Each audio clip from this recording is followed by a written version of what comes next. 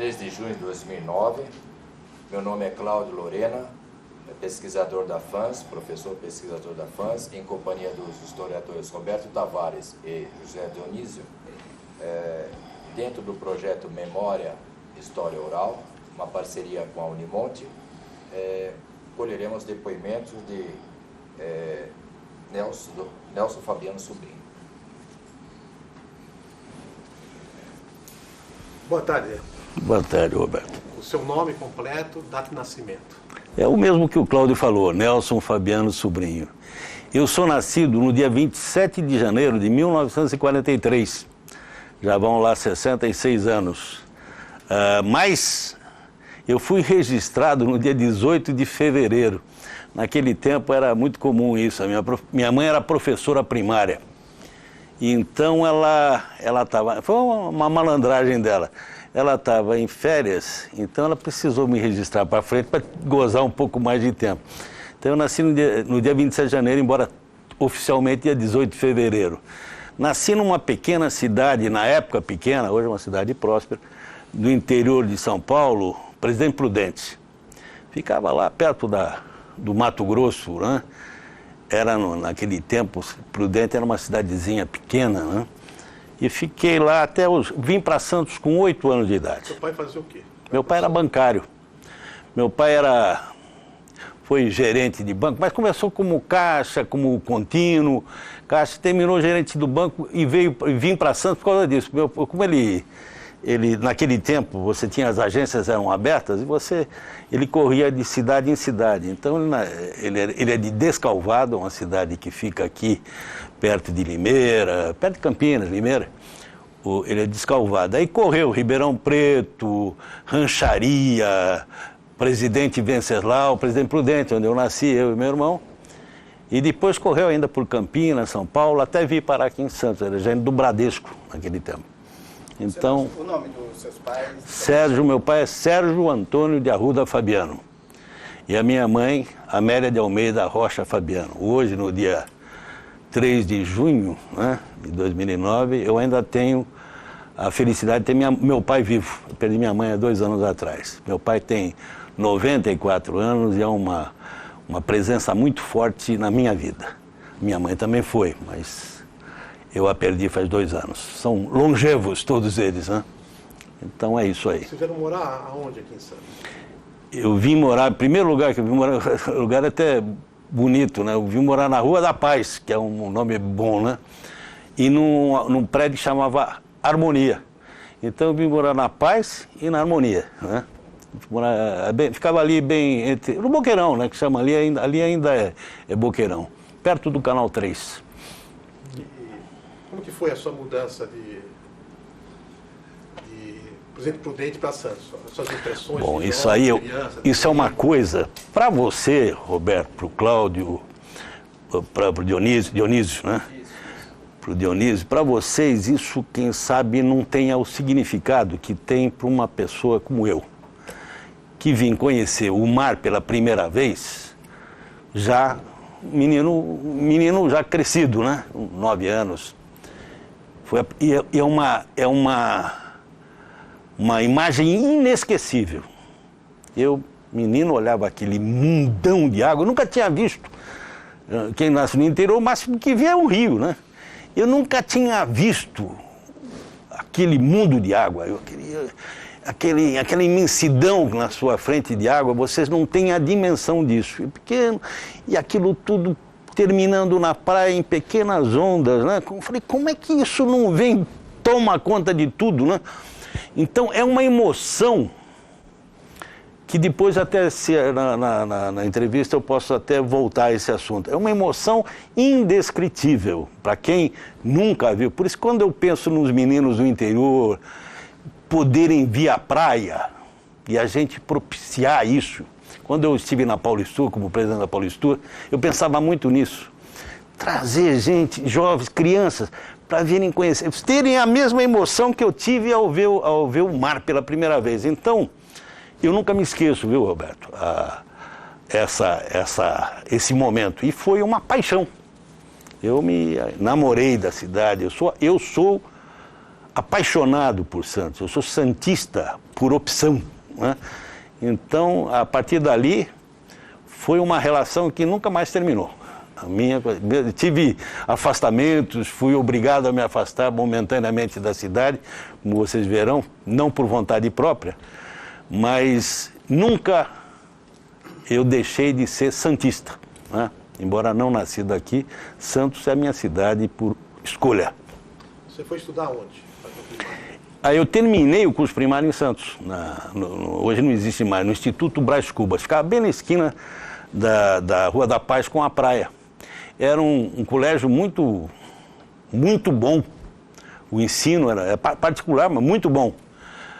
E eram as irmãs, eu me lembro até era Dona Lili, Dona Olga e Dona Lola. Elas eram irmãs que tomavam conta do colégio. E eu terminei, fiz o 4º ano primário ali, aliás, na companhia de excelentes amigos, alguns deles que estão aí até brilhando na vida intelectual do Brasil.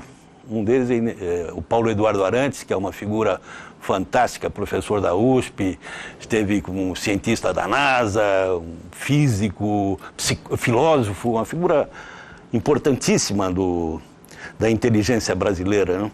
E outros companheiros, alunos com quem eu pude conviver. Depois fui cursar o Colégio Canadá. O Colégio Canadá, Roberto, você sabe disso, você é professor, vocês todos sabem. Era naquele tempo o melhor colégio de Santos. Tá bom, tinha um Santista, quem estudou no Santista acha que é o Santista, mas o Canadá é indiscutivelmente o melhor colégio de Santos. Você, para entrar no Colégio Canadá, você prestava um exame que era pior que um vestibular, um exame de admissão. E aí você chegava naquele colégio, que era um colégio público, você tinha o melhor ensino, disparado aqui em Santos. Você terminava o teu curso ginasial, no meu tempo era ginasial, e depois eu fui fazer o clássico. Eu fiz o ginásio e o clássico no Colégio Canadá. Você terminava o curso clássico, não precisava fazer cursinho, aliás, nem existia cursinho na igreja, para você entrar na faculdade. Todos os meus colegas fizeram clássico ou científico, entraram nas melhores faculdades e universidades do Brasil sem fazer cursinho, não. Porque o ensino era fantástico, fantástico.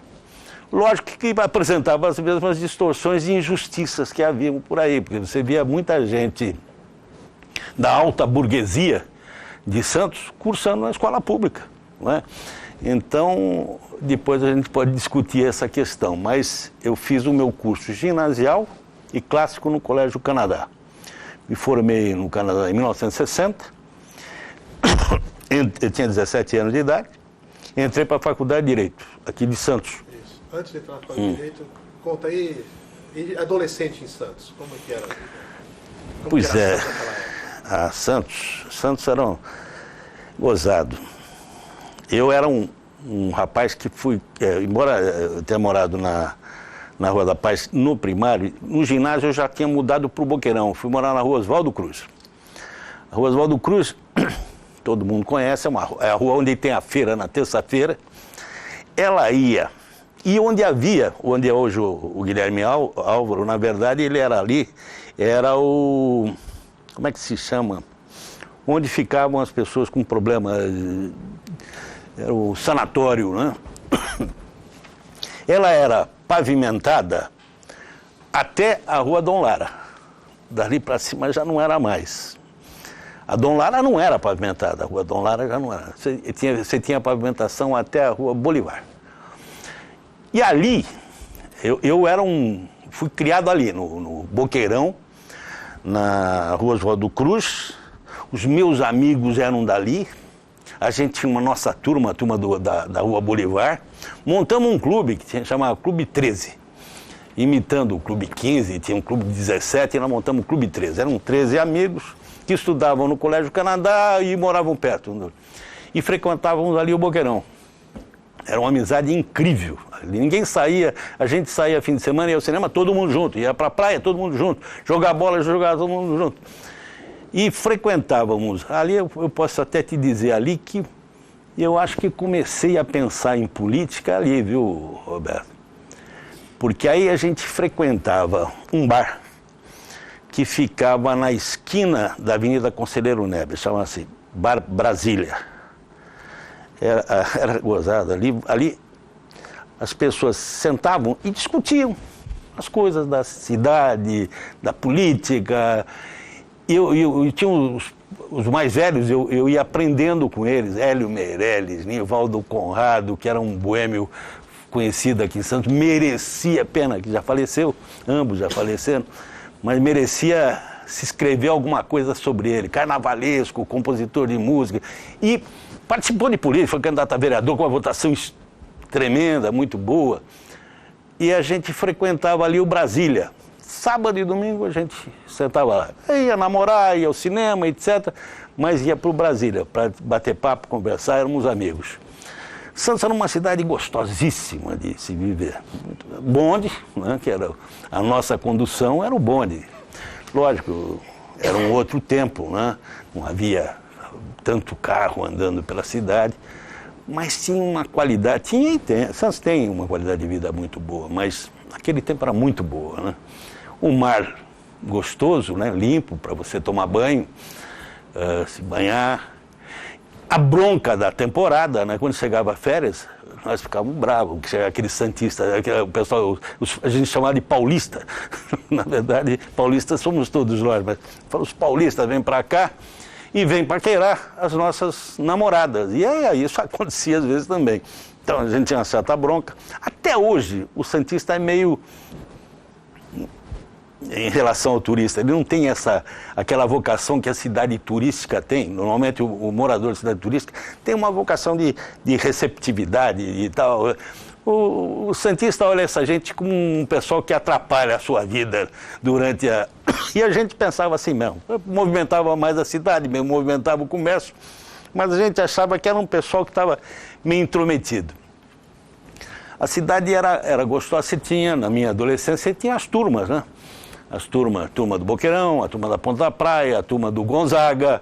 Às vezes a gente tinha lá as nossas rixas, mas nada de violência, briguinha e tal, mas nada que não se fizesse as pazes logo em seguida, a gente ia no baile junto. Fim de semana tinha baile. Não tinha fim de semana que não tinha uma festinha na casa de família e você ia. Era todo fim de semana tinha. As namoradas. E era isso, era uma vida... Os anos dourados, né? Uma coisa maravilhosa. E cinema? Pois é, eu sou até hoje um viciado. Cinema, teatro, eu tenho um vício de cinema. Eu vou ao cinema até hoje, não tem semana, ainda ontem fui ao cinema. Não tem semana que eu não vá pelo menos 2 vezes por semana ao cinema. Eu, desde pequeno, a minha mãe gostava muito de cinema. Ela é responsável por esse vício. Ela me levava ao cinema. Eu não via a hora de ir ao cinema, desde o Tom de Jerry, filmes de capa e espada, aventuras, etc., até os filmes mais importantes, assim, a vida inteira.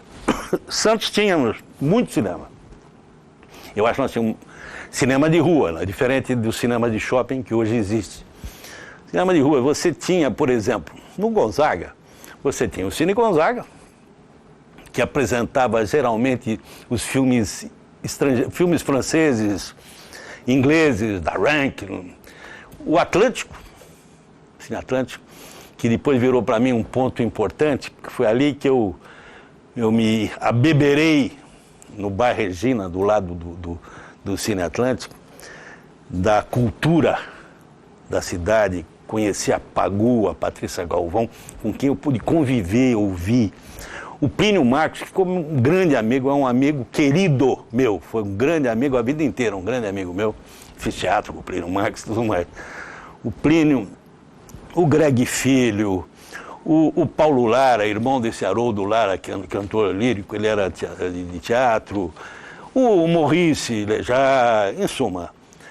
Ali então você tinha o Cine Atlântico, depois mais modernos, né? Você tinha o Cine Roxy, antes do incêndio, que era diferente desse Cine Roxy que está aí.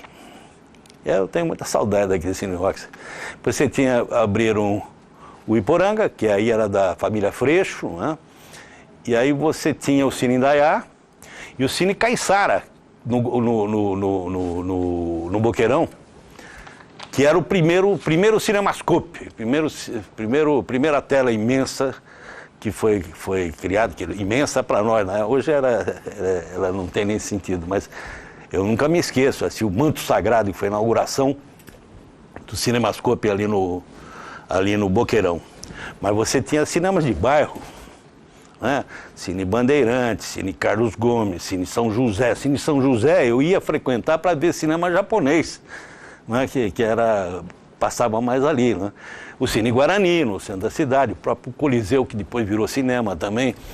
Mas você tinha muitas casas de cinema, muitas exibidoras, né? Hoje você tem mais, apesar que mas são complexos de cinema e também mudou. Você tinha as salas eram muito grandes, né? Você tinha salas aí de mais de 1000 lugares. Hoje as salas são pequenas, né? E eu adorava, como adoro, cinema. E tive o privilégio de conviver com gente de cinema. Glauber Rocha ficou sendo um amigo meu, esteve aqui em Santos, pouca gente sabe, né? Ele esteve em Santos algumas vezes, quase fiz um filme com ele, nós quase fizemos. Mandou da Espanha o roteiro do Terra em Transe, que era uma beleza, né? Um filme, aliás, que depois foi produzido, um belíssimo filme. O Geraldo Del Rey, que acompanhava quando o Glauber vinha aqui a Santos. Então eu tive uma ligação forte a ponto do meu pai, o Sérgio, junto com o meu irmão Antônio Luiz, acabaram por produzir um filme. Longa-metragem que passou aqui em Santos, foi filmado quase que inteiramente aqui em Santos, com participantes da cidade. E um filme que teve um relativo sucesso, porque ficou preso na censura durante 3 anos, 4 anos. Eu tive que liberar o filme em Brasília. Chamava-se Geração em Fuga. Era um filme, a Irene Ravache trabalhava no filme, eram artistas interessantes. E o filme era um filme interessante, que ele se não tivesse sido retido na censura, ele teria dado bom resultado, inclusive financeiro. E sua vida no teatro? Não, eu ia entrar no Bar Regina, só para continuar nessa sequência. Tudo bem, Denis. Falar do Bar Regina e depois dos personagens. Pois é, aí eu ainda estava no clássico quando eu conheci o Plínio. Eu tinha outros amigos, o Fernando Fortes, que fazia, filho do Ari Fortes, o falecido Ari Fortes, que era da Tribuna. O Fernando era meu colega de colégio, muito amigo, e fazia teatro, não sei quanto. Um belo dia ele falou: Fabiano, quer fazer uma peça de teatro? Eu falei: pô, eu não tenho jeito para coisa, mas vamos lá, vamos ensaiar, não sei quanto. Era uma peça do Plínio, chamada Barrela. É uma peça interessantíssima. Era eu, o Fernando, o Plínio, que fazia o papel de um louquinho que fica dentro da serra. O Fernando fazia o papel de um português corno, que estava preso lá, tinha matado a mulher. Eu era o mais novo e o mais magrinho, né? Hoje eu estou forte, mas na época eu era muito magro. E era o chefe da cela. Não caía bem o papel para mim, mas eu acabei fazendo o papel do chefe da cela. E tinha um garoto playboy que era preso e currado dentro, o final é currado dentro da cela. Aquelas peças do Plínio, pesadas, né? Realistas, né? Quem fazia o estudante e tal, é esse menino que está preso aí agora, o Edmar Cid Ferreira, que foi banqueiro e tal. Tá preso? Não, acho que não está, acho que saiu. Nem sei se depois você corta aí, se achar que tem que cortar. Mas era o Edmar. E a peça era, e aí começamos a ensaiar. Terminava os ensaios, a gente era ali no Clube de Arte, na Avenida Ana Costa. Acabava os ensaios, toma um pouco d'água.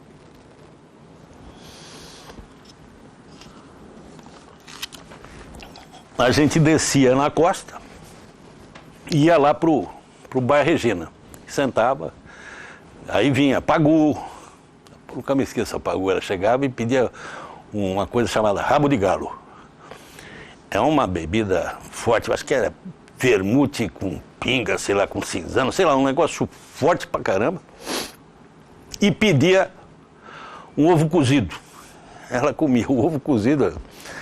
A gente ficava lá conversando, ela contando as coisas, né? A relação, amizades que ela tinha com o Jean-Paul Sartre eles escreviam carta um para o outro e tal, eram conhecidos amigos, ele admirava a Pagou, desconfia até que devem ter tido algum caso. A Pagou tinha sido uma mulher lindíssima, né? E as discussões políticas e culturais, né, de teatro e essa coisa toda.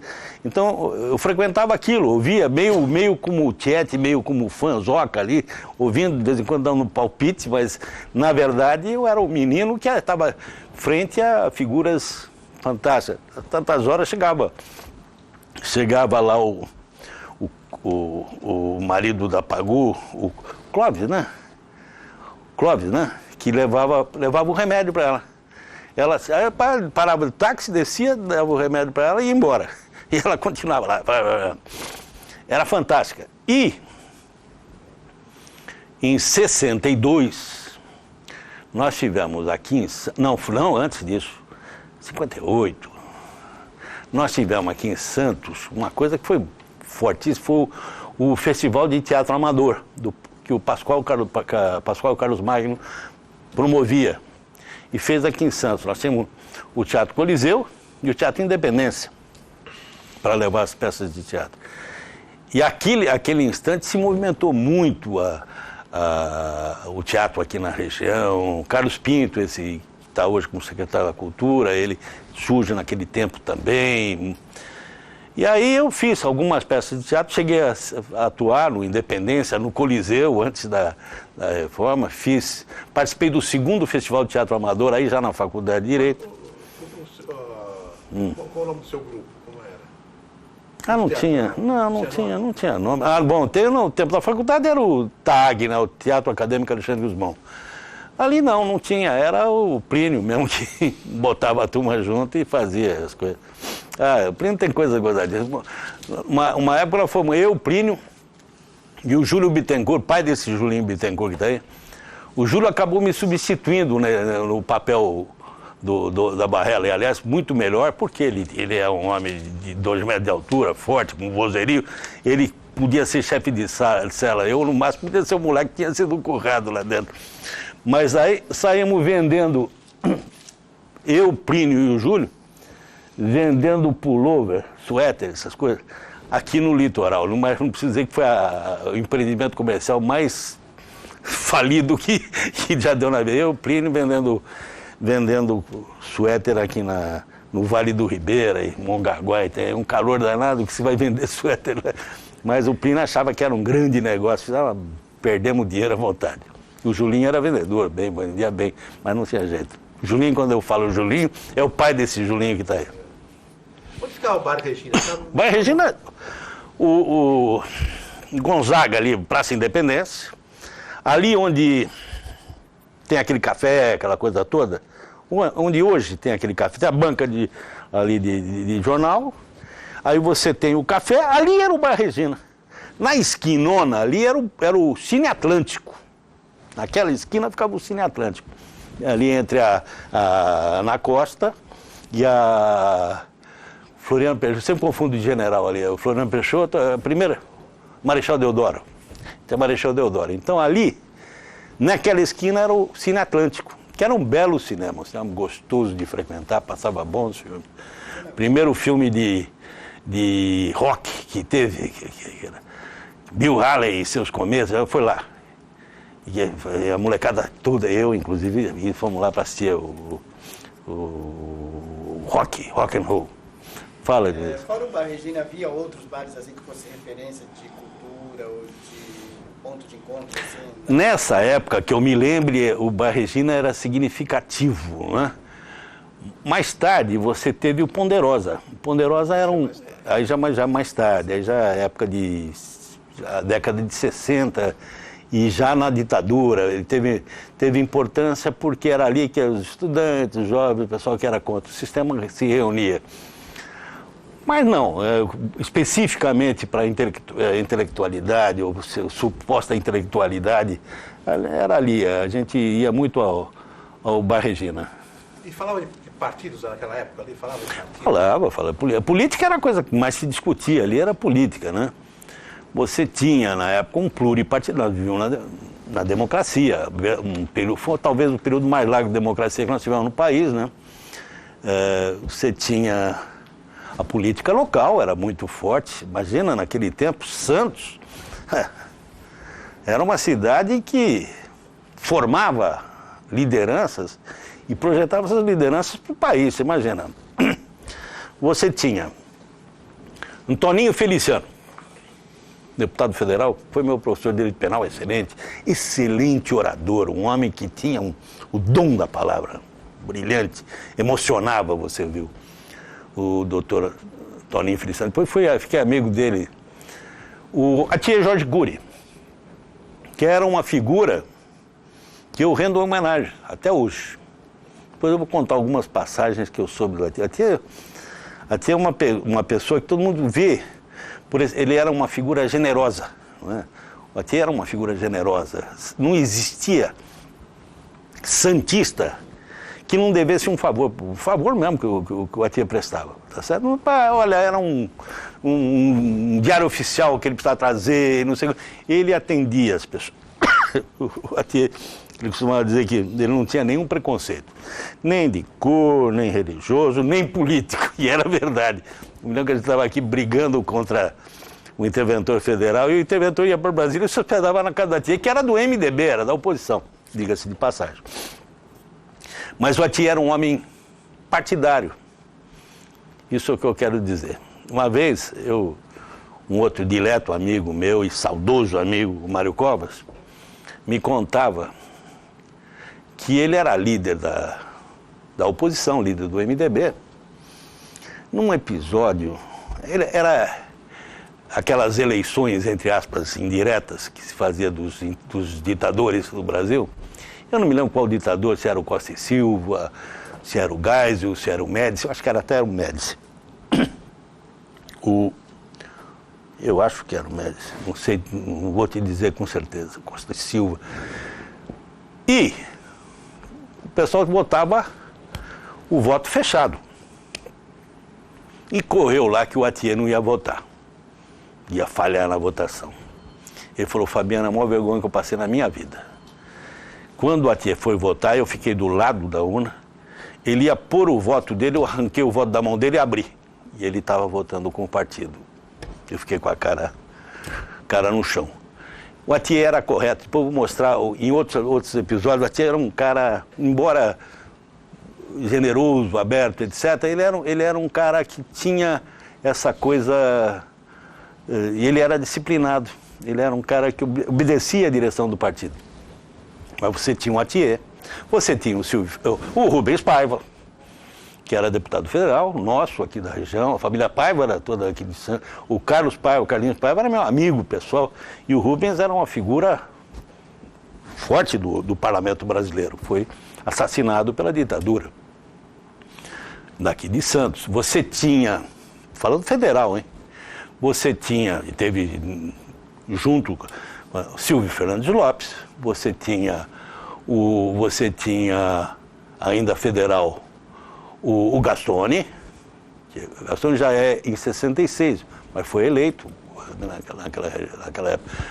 Mário Covas. Né? Você vê que time, depois vem Del Bosco, vem Marcelo Gatto, vem figuras que a gente tem que tirar o chapéu. O Brasil deve muita coisa a essa gente. Fora a Assembleia Legislativa, nós também tivemos, mas a bancada nossa chegava a 10, 11 deputados da nossa região. Por quê? Porque Santos era uma cidade muito importante, sob todos os aspectos. Santos era uma cidade, como nós vimos aqui, culturalmente muito importante. Por quê? Porque Santos era o porto. A entrada de tudo no país se fazia por Santos. Então, a primeira associação socialista no Brasil foi fundada aqui em Santos. Esse Martins Fontes, o poeta, era socialista.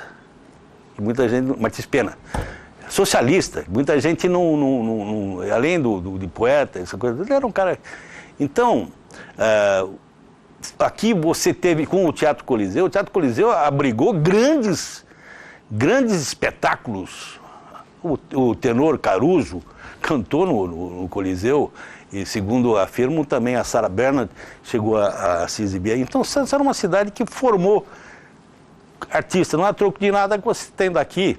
Plínio Marcos, você tem Cacilda Becker antes dele, Cleide Diáconis, você tem aliás, meu amigo do Boqueirão, da Rua Bolivar, o Cláudio Favorável, Cláudio Mamberti, falecido, querido, irmão do Sérgio Mamberti, ambos de teatro. A Bete Mendes vem da nossa região, Neila Torraca, Nuno Leão Maia, em suma, produziu grandes artistas no teatro, na música. Gilberto Mendes é um cara para a gente que tira um chapéu no mundo, a gente, pela capacidade musical dele. No esporte, Santos se destacava, sempre se destacou. Não vou falar nem do Santos Futebol Clube, mas vamos falar do resto. No esporte amador, havia os jogos abertos, o pessoal disputava o segundo lugar, porque o primeiro era de Santos, sem laçar ninguém nas outras cidades, era gente produzida aqui. Eu frequentava um clube chamado, que existe até hoje, Internacional de Regatas. O Internacional tinha um time de nadadores que era expressão no mundo. O Maneco do Santos, Manuel dos Santos, foi campeão mundial de natação. O João Agostinho, o Moacir Rebelo, em suma, tinha Dalteli, tinham grandes nadadores, e aqui, da nossa região. Quem ia disputar campeonato era brincadeira. O vôlei, a gente tinha o vôlei, time bom, e aí vai, né? Para dizer o futebol de campo, que era o Santos. E eu vou te confessar uma coisa, eu não torço pro Santos. Aí é um mal de origem. Quando eu vim para Santos, eu já torcia para o São Paulo. Então eu sou São Paulo. E gozado, você muda de tudo, de mulher, mas você não muda de time de futebol. E eu sou São Paulino até hoje. Naquele tempo eu levava pessoal na escola, no Canadá, gozar, porque o São Paulo não tinha time. O São Paulo estava preocupado em construir estádio e não tinha time de futebol. Então era saco de pancada. E o Santos era época do Pelé, né? Antes até da época do Pelé. Santos era uma coisa fantástica. Então, mas você não consegue mudar de time, né? Então, calar, levava gozação e tal. Então, eu digo, Santos, nessa época do regime democrático, Santos se destacava. Comercialmente, você passava ali na Rua 15, Rua do Comércio, aquilo ali era uma fermentação de negócio. Para você ter uma ideia, a Bolsa do Café, esse prédio belíssimo que nós temos lá, no centro da cidade, até hoje, agora é Museu do Café, né? Ali na Bolsa do Café se movimentava mais dinheiro do que na Bolsa de Valores de Nova York, que era um negócio fantástico. Veio a ditadura e foi um corte nisso tudo. Vamos voltar. Vamos lá. Você entrou na faculdade. A faculdade eu entrei em 60, né? Em 60, a Faculdade de Direito, você ter a Faculdade Católica de Direito aqui de Santos, era uma das melhores faculdades do Brasil. Você tinha o Largo São Francisco, muito boa, até hoje, né? Você tinha a PUC, você tinha o Mackenzie, e depois tinha a faculdade aqui de Santos. É bem verdade que havia um número muito menor de faculdade e muito menos advogados, né? Militando por aí. Mas era excelente. O time que dava aula na faculdade era time de primeira linha, né? Você tinha gente da melhor qualidade profissional, intelectual, até ideológica, né? Era uma gente de bom nível que vinha e te fazia refletir. Eu acho que muito do que eu fiz na minha vida eu devo à Faculdade Católica. E a gente participava muito. Então você tinha um centro acadêmico atuante. Eu entrei para a faculdade, o presidente, a primeira eleição para a presidência foi do Walter Uzzo, que era até hoje é uma grande figura como advogado e como pessoa, grande figura. depois o Brancato, etc. E eu acabei presidente do centro acadêmico também. Era uma turma, toda semana você tinha debates na escola, a faculdade era um lugar onde as ideias fervilhavam, né? Você tinha as assembleias, aquilo ali é uma escola, a gente ia para... Quando eu vejo, depois de alguns anos eu fui dar aula, dei aula na Unimes, de Direito Constitucional. E eu estranhei, porque no meu tempo de escola, o aluno, ele contestava, ele ia, nada era verdade absoluta, até porque, principalmente no direito, não existe verdade absoluta, né? Então a gente ia, questionava e tal, participava, e se formava, né? Fala dos partidos acadêmicos. Eu pertencia ao partido de esquerda da faculdade, né? Era o grande partido. Quem participava dos dois? Era o MAR, você tinha o MAR, que era o partido mais progressista, vamos dizer, e você tinha o PIA, que era o partido da direita. Quem que era o PIA? O partido ligado à direção da escola, era o partido ligado ao Monsenhor, hoje bispo Pestana, direitaço, uma figura que é aplaudida, eu acho uma figura perniciosa. Foi muito ruim essa figura dentro da faculdade de Direito, ele era um cara que chegou a perseguir alunos dentro da escola. Então, por questões ideológicas. Então, eu digo o seguinte, você tinha esses partidos, tinha outros menos importantes, o PAD, que nunca teve, mas nós tínhamos quase um sistema bipartidário mesmo. O MAR e o PIA. Eu era do MAR, fui presidente do MAR e fui candidato a presidente do Centro Acadêmico pelo MAR. E vocês ganhavam a eleição, perdia, como é que era? Normalmente a gente ganhava. Essa turma toda era do MAR. O Uso foi do MAR, o Brancato foi do... Depois do golpe militar de 64, o PIA passou a dominar. Senhor Nelson. Pois não. Dentro dessa linha, a sua formação, como que o senhor foi assim, optando assim, por fazer política? Por quê? O que o motivou? Assim, houve algum motivo? Não, você não tem isso. Falava, aquilo que... A política, eu acho que eu até fui devagarinho, eu fui passando para vocês influências que eu sofri quando jovem, que eu ia... Você tem uma ideia daquele Brasília, aquele bar Brasília que eu falava? Ali se discutia política. Quem frequentava aquele bar? Esmeraldo Tarquínio era frequentador, esqueci, grande figura, era frequentador do bar, ia lá discutir com a gente, pá. Houve até episódios complicados lá com o Tarquínio e outra figura menor aí e tal, mas não importa. Então a gente discutia, isso nós estamos falando de antes do golpe de 64. Depois, quando eu frequentava o Regina, esses intelectuais, Pagulha, estavam discutindo a política ali, aquilo me influenciou. E quando você está na escola, bom, eu já no Colégio Canadá, eu fui candidato a perder, merecidamente, presidente do Grêmio Estudantil Vicente Carvalho. Imagina, eu concorri com uma figura fantástica, o Edmir Pacheco. Edmir Pacheco era filho do Oswaldo Pacheco. Oswaldo Pacheco, para quem... foi uma das maiores lideranças sindicais que já surgiu na história do Brasil. E era aqui de Santos, né?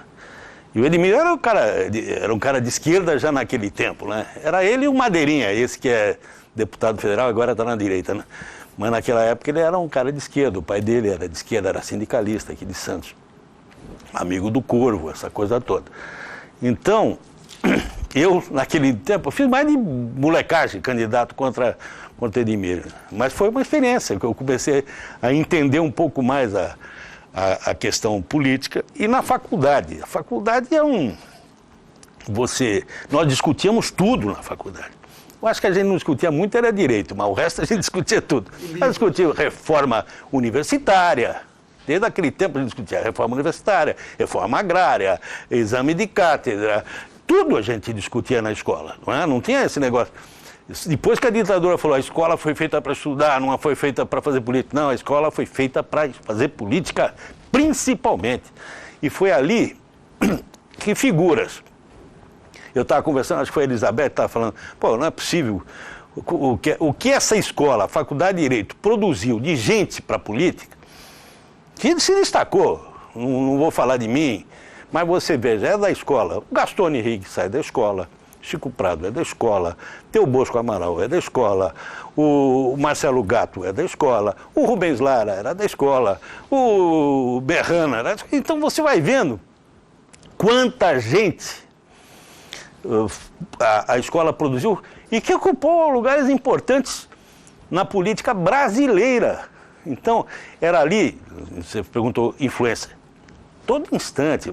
As assembleias nossas, as assembleias do centro acadêmico, eram coisas assim que inesquecíveis, entendeu?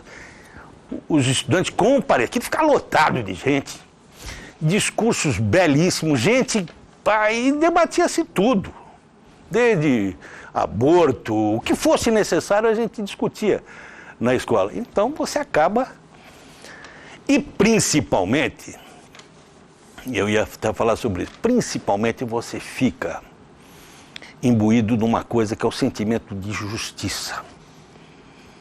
E de amor ao Estado de Direito. E quando há a ruptura disso, quando você vê proliferar a injustiça não é só essa injustiça, é a injustiça social, quando você vê desigualdades sendo acentuadas, quando você vê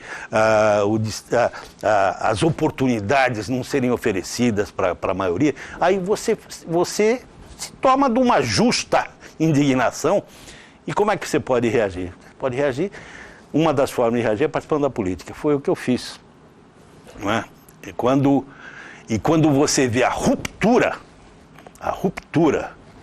absurda do Estado de Direito, com a lesão aos direitos individuais, direitos coletivos, então aí você fala, peraí, eu tenho que entrar nisso. Foi como eu me senti. Foi assim que eu diria que eu senti a obrigação de um dia falar, peraí, eu tenho que contribuir com alguma parcela nisso tudo.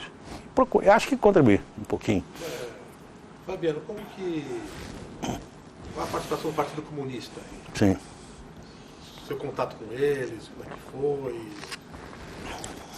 Ação. Te contar, é gozado, né?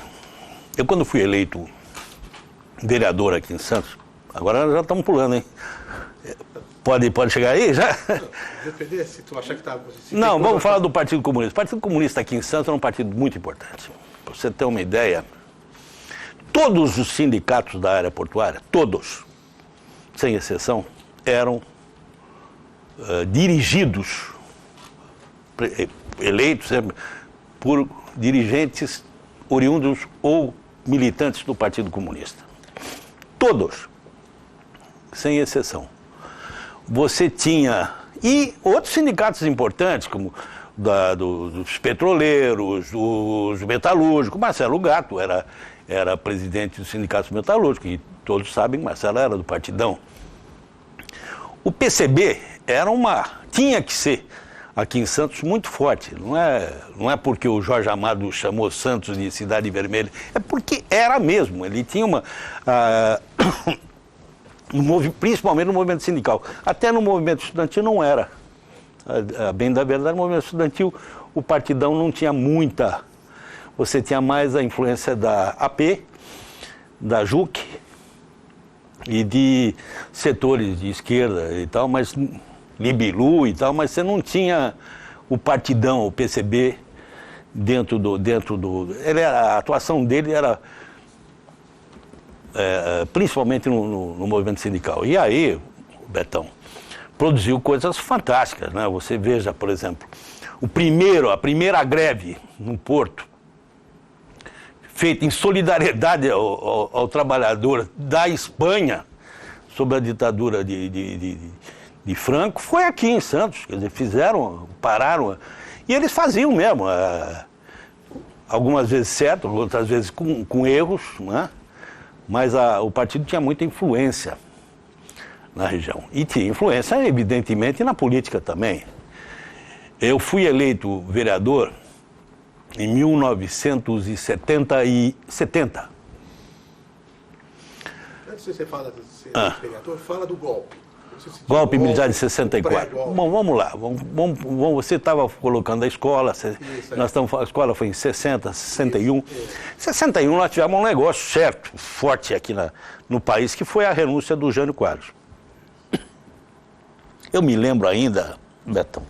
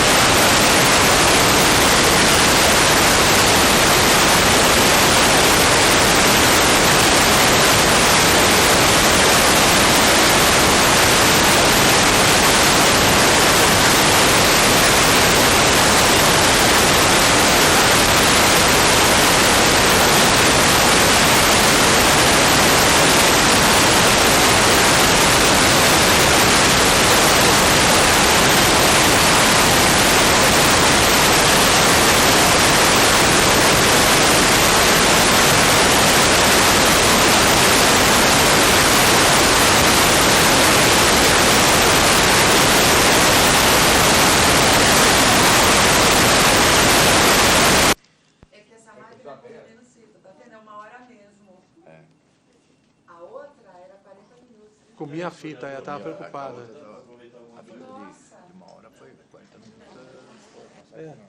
Comia a fita nossa, Sabe que eu vou parar e vou ver onde que parou esse... Viu, Betão? Eu nunca me esqueço, em 61, 60, eu estava no primeiro ano da escola, o meu pai, naquele tempo, ele admirava figuras como o Jânio Quadros, que era um tipo, vamos dizer, um Fernando Collor da época, ele é um moralista, não sei o quê, varre, vassourinha, era um cara que fazia o discurso da UDN, daquela coisa da moral, falsa moral, né? E era um orador palanqueiro da melhor qualidade. Eu nunca me esqueço, meu pai me levando ali para a Praça da República para ver o comício do Jânio. Aquilo chapado de gente, o Jânio tinha muita força política aqui na nossa região, muita força. Aquilo chapado de gente, e eu, mocinho, vendo aquele negócio, sobe o Jânio. Ele era um orador todo diferente, ele trabalhava muito com o silêncio. Então ele começava assim, São Paulo, aquele jeitão, ele era matogrossense e tinha um sotaque, São Paulo, ele repetia, ficava um silêncio na praça, lá chapado, São Paulo, São Paulo é o coração do Brasil. Aí ele falava, Santos, Santos, e aquele silêncio, Santos é o pulmão que faz esse Brasil respirar um negócio dessa. E aquilo aplaudia. O Jânio era uma figura fantástica. Eu vejo assim, como orador de massa, ele e o Hitler, e tem com aquelas características também. E o Jânio é eleito. Naquele tempo, foi a primeira vez que um candidato a presidente da República é eleito com mais de 50% da votação. Não tinha dois turnos, era um turno só, mas assim ele teve mais de 50% da votação. O candidato da esquerda era o Lotz. Eu fui ver o começo do Lotz. O Lotz era ruim de palanque. O que o Jango era bom, o Brizola, etc. O Lotz era muito ruim. Era um general duro, mas parece que era uma boa figura, mas de palanque ele era muito ruim. E naquele tempo não tinha televisão, viu? Hoje a gente perdeu o costume de comício, porque a eleição virou um negócio da televisão, você vai, paroró, o marqueteiro diz como é que você deve fazer e acabou. Naquele tempo não, o caboclo tinha que ser do ramo mesmo e conhecer a massa e fazer o discurso na massa. E o Jânio era danado nisso. Pois bem, o Jânio é eleito com mais de 50% da votação. assume com aquela característica dele já de moralista, e proíbe biquíni, proíbe lança-perfume, não sei quanto, condecora o Guevara. Então ele é uma figura absurda, maluca, que chegou lá. Depois eu te conto como é que eu encontrei com o Jânio e conversei com ele algumas vezes. Mas o Jânio, em 7 meses, num episódio que até hoje é discutido aí e tal, baroró, renuncia. Mas que é uma renúncia meio discutível, mas não importa. Eu acho que foi a primeira tentativa de golpe. Mas a renúncia do Jânio vai e sobe o Jango. E ali eu estava na faculdade já no auge. Começa grandes discussões sobre reforma no país, necessidade de reforma, né? Reforma agrária, que até hoje, né, a gente não... Reforma urbana, reforma universitária, em suma. O Jango faz essa coisa de... Eu nunca me esqueço, na escola, quando houve o comício do Jango, no Rio de Janeiro. E aí eu resolvi ir. Fui eu e um amigo meu, que hoje é deputado federal no Piauí e virou de direita. Bom amigo, o Luiz Gonzaga Paz Landim. Ele era sobrinho do Padre Américo. Aí nós pegamos o trem das reformas, que saía aqui de Santos, subia lá para São Paulo, depois engatava com outros trens no ABC, depois São Paulo, e ia para o Rio de Janeiro. Esse comício foi no dia... Ficou famoso esse comício. E nós fomos, trem, a gente via assim na margem da estrada, os trabalhadores já pedindo a desapropriação das áreas em torno da rodovia, das ferrovias, e o trem vai. Fomos para o Rio de Janeiro. O comício na praça... É uma praça conhecida, a Praça do Rio, a praça onde tem aquele relógio, a praça de... sei lá. E nós fomos para a Faculdade de Direito de lá, era o Centro Acadêmico Cândido de Oliveira, e nós saímos em passeata para a praça, os estudantes da faculdade, de Santos estava eu e o Landim só, e fomos lá para a praça. E aí eu assisti aquele comício, uma coisa fantástica, né? As maiores lideranças, mas se sentia que era o estertor já, era o fim ali a coisa não podia, ia estourar de algum jeito, né? O Jango já, e Brizola fortíssimo, né? Já com aquele slogan, cunhado não é parente, Brizola para presidente, e a Raiz, e Jango, o discurso era reforma mesmo, o Prestes, aquela coisa toda. Bom, eu estou na presidência do Centro Acadêmico de Santos. Quando vem a notícia que em Minas Gerais tinha havido o início do golpe, né? As tropas de Minas estavam vindo para São Paulo, para o Rio, eu estava na casa de um... Hoje ele é... Não vou falar, não tem importância.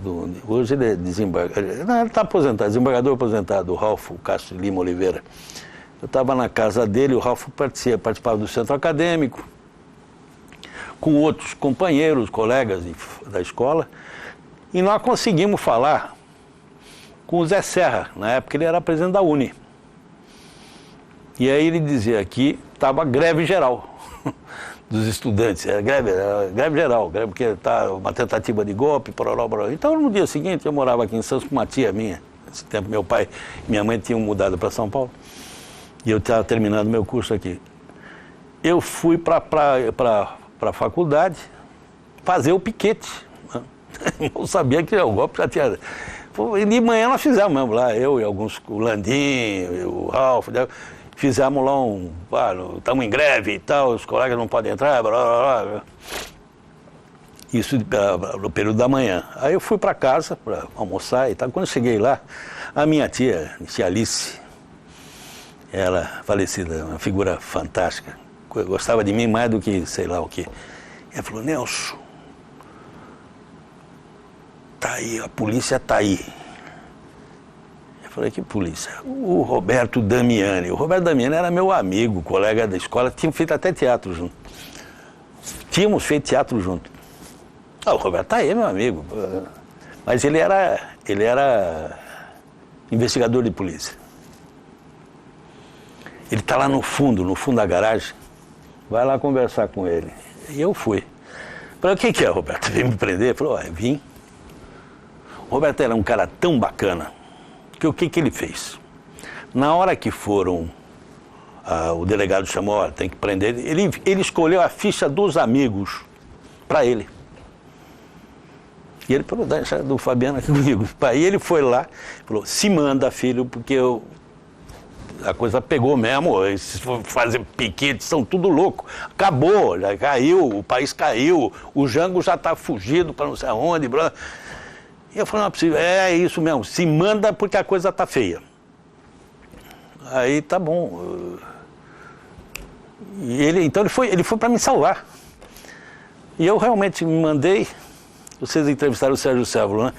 E eu, por coincidência, fiquei com o Sérgio Sévolo na casa de um padre, eu não me lembro nem.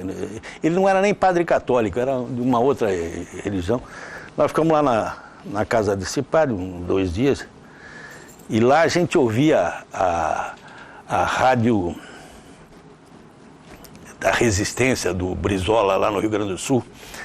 E eu falei: quer saber? Eu vou para lá. E peguei e fui embora. Fui para Porto Alegre. Cheguei lá, hoje eu já tinha ido embora, tá tudo virado e tal. Mas foi bom eu ter ido, porque aí a polícia tinha ido na faculdade para prender os caras que estavam... Então foi aí que prenderam o Corvo. O Anísio Sleiman foi preso lá dentro. O Reginaldo Ferreira Lima foi preso lá dentro. O Leobaldo Nascimento, um grande companheiro, foi preso lá. Bom, em suma, alguns colegas nossos foram presos. Eu escapei porque eu estava lá em Porto Alegre. Quando eu voltei, eu peguei uma suspensão braba, perdi o centro acadêmico, peguei uma suspensão braba, mas foi bom. O doutor Cirilo, que você estava se referindo agora há pouco, Cláudio, era um cara que eu dei trabalho para ele na escola. Dei trabalho para ele na escola. Era muito amigo do filho dele, filho mais velho.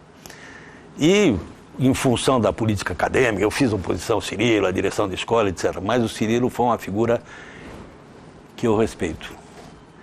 Ele foi o único que foi depor a favor do Corvo.